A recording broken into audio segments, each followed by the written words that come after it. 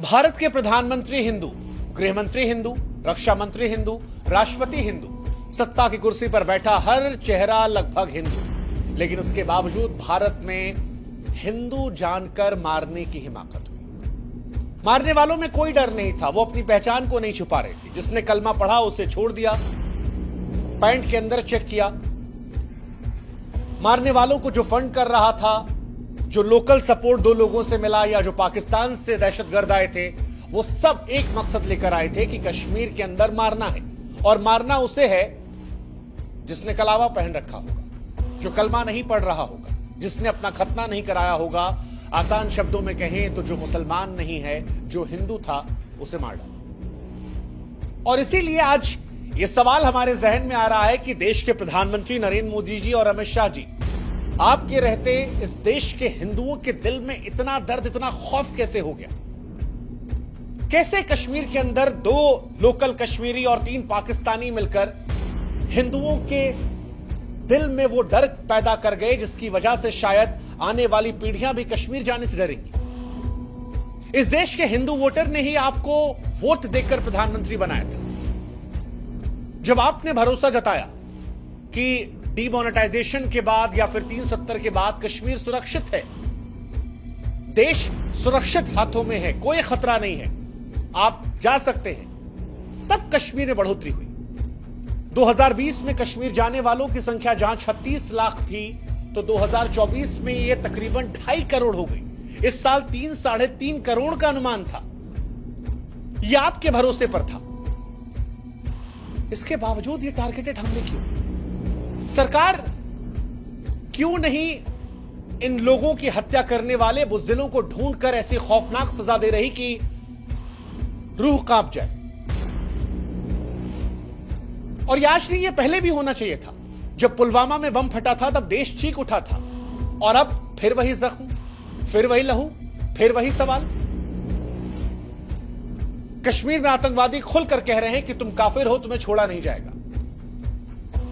जिस महिला के पति को मारा, उस महिला ने जब मौत की मिन्नतें मांगी तो उससे कहा कि तुमको नहीं मारेंगे, तुम जाकर मोदी को बताना।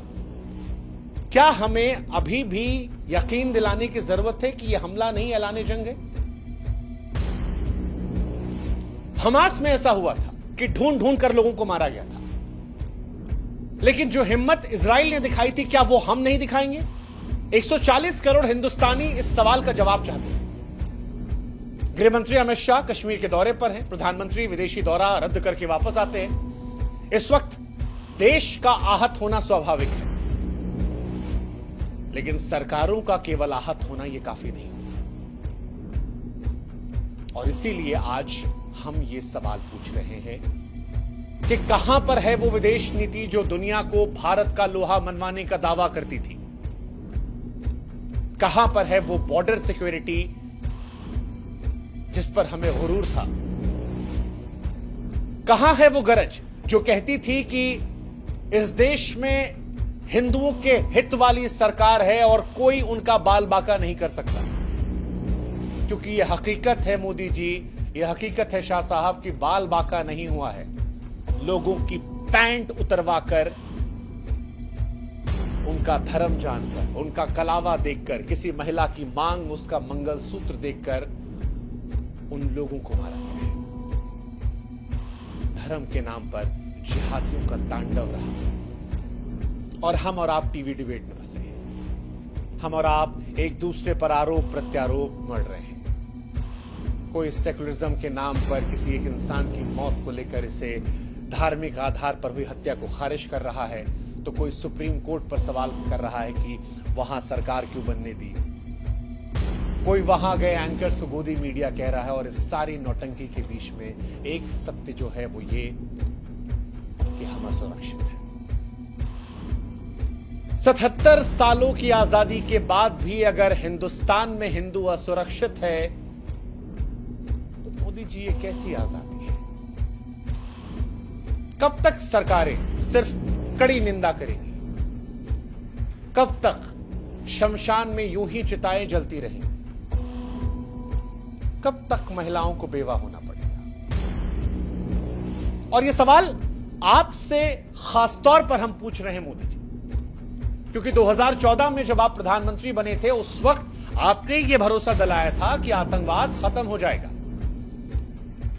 लेकिन देश आज भी उसी दर्द से जूझ रहा है और इतिहास में भी दर्द मिला है। 2016 उरी 19 सैनिक शहीद होते हैं, सुरक्षा में भारी चूक होती है, सीमा पर घुसपैठ होती है। 2017 अमरनाथ यात्रा में तीर्थयात्रियों की सुरक्षा में कमी होती है, वहां पर घटना होती है। 2019 पुलवामा में 40 जवान शहीद होते हैं, काफिले की सुरक्षा में चूक होती है। आज तक सवाल उठ रहा है कि उतना आरडीएक्स कैसे आया। 2024 रियासी में हिंदू तीर्थयात्री मर गए। 2025 पहलगाम 28 पर्यटक मर गए। पर्यटक क्षेत्र में सुरक्षा की भारी कमी होती है। मोदी जी, शाह साहब, जिन लोगों ने आपको चुना वो ये कहते थकते नहीं है कि हमारे देश को ताकतवर प्रधानमंत्री मिला है, लौह इच्छा शक्ति वाला गृहमंत्री मिला है। लेकिन फिर भी अगर कश्मीर आतंकवादियों की जागीर बना हुआ है, जहां आतंकी बेखौफ हैं, न डरते हैं न भागते हैं, पैंट उतारकर धर्म पूछकर गोलियां मारते हैं, तो सवाल यह है कि कैसी आ सकती है? कब तक लाशों पर मीटिंग, बयान, शोक संदेश का मरहम लेगा? अब 140 करोड़ भारतीय पूछ रहे हैं क्योंकि उनका गुस्सा, उनका दर्द अब चीख बन चुका है। कश्मीर की कहानी सिर्फ डर की कहानी नहीं है, बल्कि दिल को चीर देने वाले दर्द की है। वो डर जो 140 करोड़ हिंदुस्तानियों की रगों में दौड़ रहा है, वो जो हर सांस को थरथरा रहा है। पहलगाम की वादियों में जो थे, उनकी चीखें आज भी गूंज रही हैं। जिन्होंने अपनों की लाशों को देखा, उसके दिल उस मंजर को याद करके कांप रहे हैं। जो वहां से भाग निकले वो हर आहट पर सिहर उठते हैं। भारतीय सेना की वर्दी देखकर वो कांप जा रहे हैं। वो तस्वीरें डराने वाली हैं। हम जैसे जो कुछ दिनों पहले कश्मीर से लौटे हैं, वो सोचकर थरथरा रहे हैं कि हम भी वहां हो सकते थे। कश्मीर जाने वालों के दिल में अब एक ही सवाल है कि अगर हम गए होते या जाएं तो क्या अब हमारी बारी तो नहीं होगी? ये डर सिर्फ कश्मीर का नहीं है, पूरे हिंदुस्तान का है। हर हिंदुस्तानी के दिल में एक ही सवाल चीख रहा है कि हिंदुस्तान के अंदर हिंदुओं को इतना दर्द, इतना खौफ क्यों है? जब सरकार सुरक्षित भारत का ढोल पीट रही है, तो पहलगाम में आतंकी हिंदुओं को क्यों चुन चुनकर मार रहे हैं? यह खौफ, यह दर्द हर उस इंसान के सीने में समा गया है जो यह खबर सुन रहा है, सोच रहा है, और उसके मन में सिर्फ एक ही सवाल है कि जब यह हमारा देश है, हमारा घर है, हमारा कश्मीर है, तो फिर इस कश्मीर में हम ही क्यों मारे जा रहे हैं? कश्मीर में कभी गिरजा टिक्कू को बेरहमी से गैंगरेप किया गया था। जिंदा रहते हुए उसे 2 टुकड़ों में आरी से चीर दिया गया था। उन हैवानों में हमने सुना था कि उसके पड़ोसी थे जिन्हें वो भाई मानती थी। ये कहानियां हमने सुनी थी, लेकिन आज कश्मीर का दर्द हम अपनी आंखों से देख रहे हैं और वो दर्द परेशान करने वाला है। जैसे ये तस्वीर, कश्मीर के खूबसूरती के बीच पड़ी सेकुलरिज्म की लाश। ये वीडियो जहां पर एक मां गिड़गिड़ा रही है कि मेरे बच्चों को मत मारो। फौजी समझा रहा है कि माई, मैं तो भारतीय फौज का हूं, लेकिन मां की चीखें थमने का नाम नहीं ले रही, क्योंकि उसने जो कुछ देखा, वो दर्द, वो खौफ, वो मंजर वो भूल नहीं पाएगी। वो उसके सीने में समा गया है। अब ये वीडियो देखिए। 26 साल के नेवी ऑफिसर लेफ्टिनेंट विनय नरवाल की अंतिम यात्रा। शादी के सिर्फ 6 दिन बाद कश्मीर हनीमून के लिए गए थे। आतंकवादियों ने उनकी सांस से छीनी। ये सिर्फ हिंदुओं की लाशें नहीं थी, ये धर्मनिरपेक्षता की चीखें थी। उनका आखिरी वीडियो लोगों की आंखों को नम कर दे रहा है।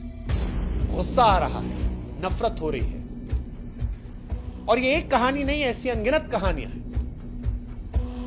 शुभम द्विवेदी, 16 अप्रैल को शादी हुई थी। कश्मीर की जन्नत में हनीमून मनाने गए थे, लेकिन जहन्नुम से आए मजहबी आतंकवादियों ने इनकी पत्नी के मेहंदी के रंग फीके पड़ने से पहले उसकी मांग को उजाड़ दिया।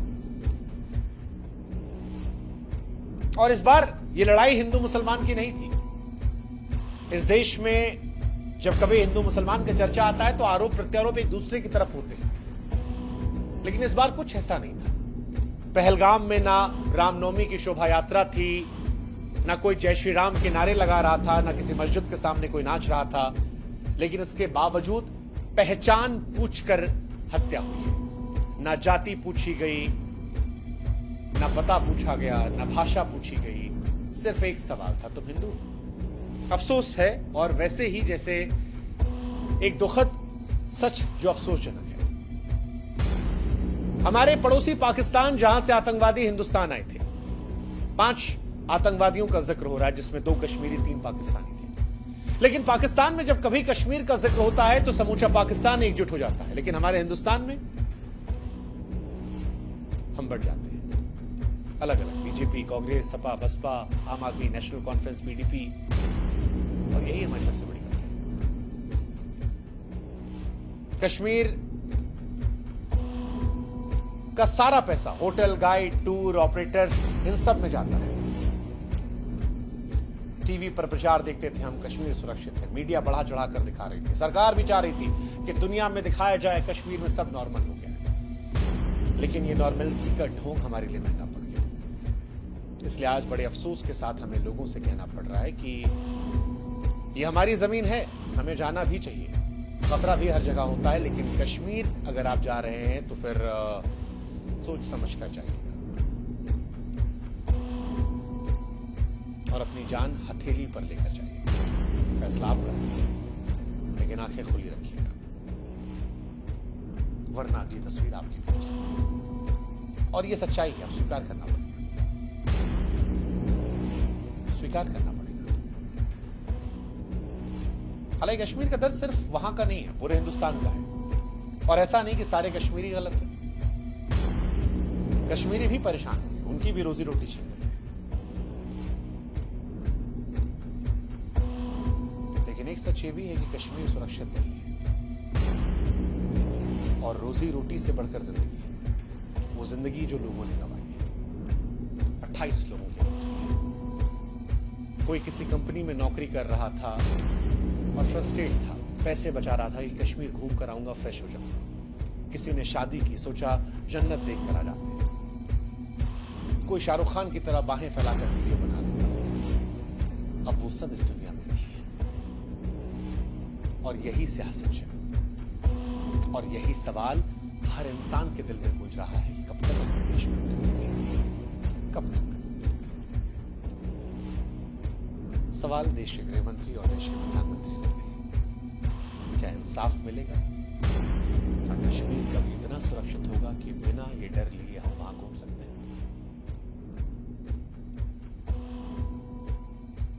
और सवाल ये कि हिंदुस्तान में हिंदुओं की जान कब तक बंगाल से लेकर कश्मीर तक असुरक्षित रहेगी? सोचिएगा जरा। जय हिंद, जय भारत।